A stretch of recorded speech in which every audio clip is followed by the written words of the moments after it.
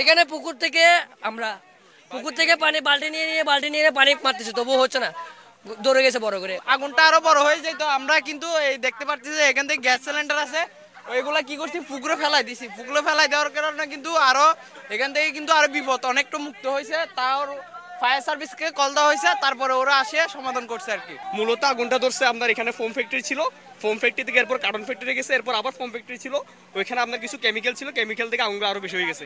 এরপর আধা ঘন্টার পরে যখন আমরা ফায়ার সার্ভিস কল দিই ত্রিপল লাইনে, এরপর ফায়ার সার্ভিস আছে আধা ঘন্টা পরে, এরপর এলাকা সবগুলো ঝাঁপিয়ে পড়ে, এরপর আলটিমেটলি এখন যেরকম আছে ওইরকম অবস্থায় মাশাআল্লাহ এখন ভালোই আছে এখন অবস্থাটা এরকম। আমি যখন কমিউনিটি সেন্টারে আসছি বাজার করার জন্য, তখন আগুনের লীলাহল থেকে আমি ওইখান থেকে ছুটে আসছি।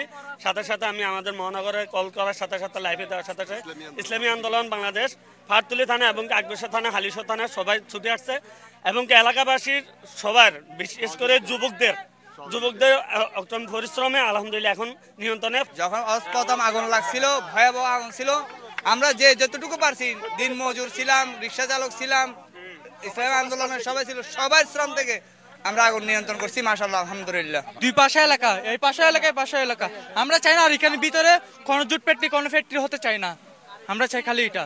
আমরা 4:30টার সময় ফায়ার সার্ভিসে আগুনের সংবাদ পাই যে উত্তর কাটলি স্টেশনের উত্তর পাশে একটা ফোম ফ্যাক্টরিতে আগুন লেগেছে। সাথে সাথে আমাদের আগ্রাবাদ থেকে 3টা ইউনিট আসে এবং বন্দর থেকে 2টা ইউনিট, মোট 5টা ইউনিট এসে এখানে আগুন নির্মাণের কাজ করছে। এখন আগুন নির্মাণের কাজ চলছে, তবে আগুন কন্ট্রোল হয়ে গেছে, 5টা 10-এ কন্ট্রোল হয়ে গেছে, এখন ড্যাম্পিং ডাউন চলছে।